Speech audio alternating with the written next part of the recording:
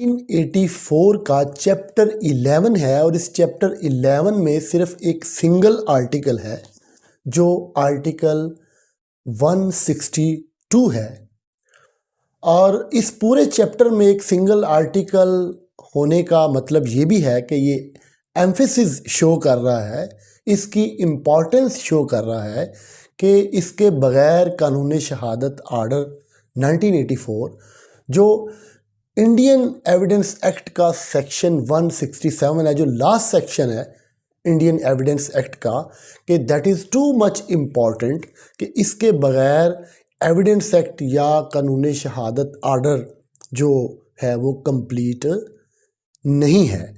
इसको हम in detail देखते हैं और इसको टेक्स्ट की तरफ जाने से पहले मैं आपको एक मिसाल देता हूँ। ए और बी के दरमियान एक मुकदमाबाजी है और ड्यूरिंग ट्रायल जो है अदालत में बी जो है वो 10 शहादतें जो है वो पेश करता है, 10 पीसीज ऑफ एविडेंस जो हैं, उसमें 9 पीसीज ऑफ जो एविडेंस हैं वो प्रॉपरली एक्सेप्टेड हैं, प्रॉपरली एडमिटेड हैं, और उसमें से एक जो पीस ऑफ एविडेंस है उसको इम्प्रॉपरली कोर्ट जो है वो एडमिट कर लेती है। फैसला ए के अगेंस्ट आ जाता है। ए जो है वो ये ऑब्जेक्ट करता है कि मेरे ख़िलाफ़ जो एविडेंस आई है उसमें एक पीस ऑफ एविडेंस जो है वो इम्प्रॉपरली एडमिटेड है, तो लिहाजा ये फ़ैसला मेरे ख़िलाफ़ नहीं होना चाहिए था। अब कोर्ट के पास क्या ऑप्शन होगी? कोर्ट ये देखेगी कि क्या उस एविडेंस को जो इम्प्रॉपरली एडमिटेड है उसको अगर रूल आउट कर दिया जाए तो जो बाकी 9 जो एविडेंस दी गई हैं, 9 पीसीज ऑफ एविडेंस जो बी ने दी है के अगेंस्ट, क्या वो ट्रस्टवर्दी हैं, क्या वो उनका क्रेडिट है, क्या उनकी बेसिस पे एक सब्सटेंशियल जस्टिस की जा सकती है, क्या एक फ़ैसला ऐसा किया जा सकता है जो कि फ़ैसला जो है प्रॉपर इंसाफ के असूलों पर मबनी हो। तो कोर्ट ऑर्डिनरीली जो है उस फैसले को एपेलेट कोर्ट या सेम कोर्ट उस चीज़ को रूल आउट कर देगी, उसको कंसिडर नहीं करेगी। कोर्ट ये कहेगी कि एपेलेट फोरम पे या रिवीजनल फोरम पे या किसी भी फोरम पे कोर्ट जो है वो ये कहेगी कि नहीं, इस फैसले को ना तो रिवर्स होना चाहिए और ना ही इसका न्यू ट्रायल होना चाहिए। अब इसी मिसाल को एक और एंगल से लेते हैं कि ए भी जो है वो एविडेंस देता है और ए की जो एक एविडेंस है, बाकी उसकी एविडेंस सारी ले ली जाती है, लेकिन वन पीस ऑफ एविडेंस जो है ए का बी के अगेंस्ट जो वो प्रॉपर एविडेंस थी, लेकिन कोर्ट इसको रिजेक्ट कर देती है, कोर्ट उसको नहीं लेती। तो ए तब भी ये नहीं कह सकता कि मेरी ये एविडेंस जो है that was proper but it was improperly rejected by this honourable court, तो लिहाजा ये फैसला मेरे खिलाफ नहीं होना चाहिए था।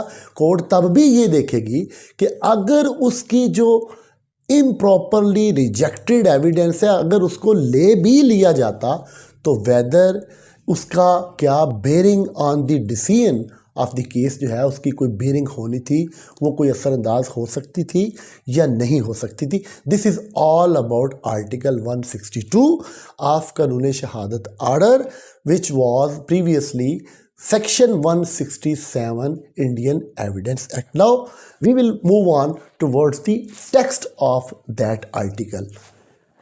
ये कहता है, टेक्स्ट ये कहती है, नो न्यू ट्रायल। हमने न्यू ट्रायल के कॉन्सेप्ट को इन डिटेल देखा कि what is de novo trial. आज हम उसको डिस्कस नहीं करेंगे, आज हम ये बात करेंगे कि क्या नया ट्रायल हो सकता है या फाइंडिंग रिवर्स हो सकती है, किस बेसिस पे, अगर कोई एविडेंस जो है वो इम्प्रॉपरली एडमिट कर ली गई है या इम्प्रॉपरली किसी पार्टी की एविडेंस जो है वो रिजेक्ट कर ली गई है। Now question comes to in your mind, आपके ज़हन में ये सवाल होना चाहिए कि ये प्रॉपर एविडेंस और improper evidence what is this. मैं आपको इसकी मिसाल इस तरह देता हूँ कि अगर कुछ डॉक्यूमेंट्स हैं वो अनसर्टिफाइड हैं और कोर्ट उनको सफ़ा मिसल पे ले आती है, ड्यूरिंग एविडेंस उनको एडमिट कर लेती है, तो ये कहा जाएगा कि ये इम्प्रॉपरली एडमिटेड डॉक्यूमेंट्स हैं, या एक प्रॉपर डॉक्यूमेंट है जो प्रॉपरली अटेस्टेड है, उसका ऑथर भी मौजूद है और कोर्ट उसको इम्प्रॉपरली उसको रिजेक्ट कर देती है। या आप इस तरह कह लें कि बहुत सी एविडेंस मौजूद है, जो एक एविडेंस रह गई, डीएनए की रिपोर्ट जो है वो अनअटेस्टेड थी। आप इस बात को इस तरह भी ले सकते हैं। एक चीज़ और आपके ज़हन में होनी चाहिए कि that article applies to both proceedings, whether those proceedings are of civil nature or of criminal nature. हम इसकी टेस्ट की तरफ चलते हैं। No new trial for improper admission or rejection of evidence. क्या कॉन्सेप्ट ज़हन में आता है आपके माइंड में? आपने बहुत जजमेंट्स में ये देखा होगा, हाँ वो ट्रायल कोर्ट की हो, वो सुपीरियर कोर्ट्स की हो, हाई कोर्ट की हो, सुप्रीम कोर्ट्स की हो, कि एक it has become trite now कि आप कहते हैं कि technicalities should not be allowed to create a hindrance in the way of justice, कि ये जो टेक्निकलिटीज़ हैं उनको इंसाफ की राह में हायल नहीं होने देना चाहिए। ये इसका मतलब क्या है? इसका मतलब ये है कि जो फिलॉसफी है कानून की वो है कि there must be an end to litigation. Litigation का मकसद क्या है कि अगर किसी पार्टी को इंसाफ मिल ही गया है तो कम से कम उस इंसाफ का फ्रूट उस तक पहुँचे, ना कि प्रोट्रैक्टेड ट्रायल्स और उसकी एगोनी में इजाफा हो और वो अदालतों में वो मामला जो है वो लिंगरान होता रहे और वो चलता रहे। दिस इज़ व्हाट ऑल आप कहते हैं कि ये इसके पीछे जो डीप इनसाइट है लेजिस्लेचर की, जो फिलॉसफी है कानून की, कि there must be an end to litigation, there must be finality to litigation, कि लिटिगेशन का खात्मा होना चाहिए। और अगर एक फ़ैसला जो है वो इंसाफ पर मबनी है, जो सब्सटेंशियल जस्टिस की बात करते हुए, इग्नोर करते हुए ट्रिवियल नेचर की जो आप कहते हैं डिस्क्रिपेंसीज हैं, जो टेक्निकलिटीज़ हैं, उनको एक साइड पे रखते हुए अगर सब्सटेंशियल जस्टिस मिल रहा है तो आपको सब्सटेंशियल जस्टिस की तरफ जाना चाहिए। अदरवाइज होगा क्या कि अगर कंस्ट्रेंट्स जो हैं, कानून शहादत की जो पाबंदियां हैं, जो स्ट्रिक्ट रूल्स हैं, अगर आप उसी में पड़े रहेंगे तो कभी भी सब्सटेंशियल इंसाफ जो है वो नहीं हो पाएगा। तो that was the wisdom behind enactment of that particular article in the कानून शहादत order. The improper admission or rejection of evidence shall not be ground of itself. सिर्फ ये बात, जैसे मैंने आपको अभी मिसाल से बताया, मैंने विजडम जो है इस आर्टिकल के बनाने वाले की, उसके बारे में बात की कि इसका मकसद क्या है, क्या बेसिक प्रिंसिपल्स है जिसकी बुनियाद पे ये आर्टिकल जो है ये कानून शहादत में स्पेसिफिकली एक चैप्टर 11 में रखा गया है। ऑफ इटसेल्फ कि improper admission or rejection of evidence shall not be ground of itself, कि ये solely that will not be a ground for a new trial or reversal of any decision. New trial, as you all know, that is called de novo trial. बाज़ कात अदालतें नीचे कहती हैं कि इसका फुल ट्रायल करके लेके आएँ, बाज़ कात वो केस रिमांड कर देती हैं कि दोबारा एविडेंस रिकॉर्ड करें, और रिवर्सल ऑफ एनी डिसीजन, या उस फैसले को बदल देना इन एनी केस। कब? शर्त क्या है कि कब रिवर्सल नहीं होगी, कब न्यू ट्रायल नहीं होगा? अगर इम्प्रॉपर एडमिशन होगी या किसी एविडेंस की, या किसी प्रॉपर एविडेंस की रिजेक्शन हो गई है, तो क्या शर्त होगी? If it shall appear to the court, now this is up to court, before which such objection is raised that. Usually होता क्या है, हर ऑब्जेक्शन एंटरटेनेबल नहीं होगा। यूजुअली एपेलेट फोरम पे, रिविजनल फोरम पे इस बात को उठाया जाएगा कि नीचे ट्रायल कोर्ट में ये इम्प्रॉपरली एविडेंस को एडमिट कर लिया गया, या ये मेरी प्रॉपर जो थी वो एविडेंस थी उसको इम्प्रॉपरली रिजेक्ट कर लिया गया। तो अब एपेलेट कोर्ट जो है वो यूजुअली ये देखेगी कि क्या अगर उसको एडमिट होने वाली एविडेंस को छोड़ दिया जाए तो बाकी जो एविडेंस बचती है क्या उसकी बेसिस पे डिसीजन आ सकता है, या अगर ऐसी एविडेंस को रिजेक्ट कर दिया गया है जो प्रॉपर थी तो जो बाकी एविडेंस बचती है क्या उसकी बेसिस पे डिसीजन हो सकता है। That will be test for court to decide. This is up to court to think over, to ponder over कि मैंने आगे क्या करना है। If it shall appear to the court before which such objection is raised that independent of the evidence objected means वो evidence जिस पे objection, जिस पे एतराज़ किया गया है, अगर उसको एक साइड पे रख भी दिया जाए and admitted there was sufficient evidence to justify the decision, बकिया जो एविडेंस, रिमेनिंग एविडेंस है जो फाइल का हिस्सा है, क्या वो इस काबिल है कि on while basin decision on that उस पर जो है वो एक सब्सटेंशियल जस्टिस के मकसद को देखते हुए क्या इंसाफ पे मबनी फ़ैसला किया जा सकता है। अगर ऐसा है तो उस फैसले को रिवर्स नहीं किया जाएगा, ना ही उसका न्यू ट्रायल किया जाएगा। और that if the rejected evidence had been received, अगर वो रिजेक्टेड एविडेंस को उठा के दोबारा फाइल का हिस्सा बना लिया जाए, it ought not to have varied the decision, ले भी आया जाए तो फैसला जो है उसको बदला नहीं जा सकता। That was all about article 162। अब for the purposes of examination कि अगर आपको इस आर्टिकल पर 162 पे आपको कहा जाता है कि आप इस पे क्वेश्चन अटेम्प्ट करें, तो व्हाट यू विल डू कि सबसे पहले you will go for the scope of that article 162 which has been discussed in detail earlier. आप लैटिन मैक्सिम्स जो हैं अगर उनको आप सामने रखेंगे तो वो आपको ये बताएंगे जिसकी बेसिस पे आज अदालतें ये कहती हैं कि टेक्निकलिटीज़ जो है उसके कॉबवेब से जो है वो बचना चाहिए। और सब्सटेंशियल जस्टिस जो है that will be the ultimate object of any court. उस अल्टीमेट ऑब्जेक्ट को, इंसाफ के हसूल को मद्देनज़र रखा जाएगा। ये कहता है, ये एक मैक्सिम है, इसको देखते हैं।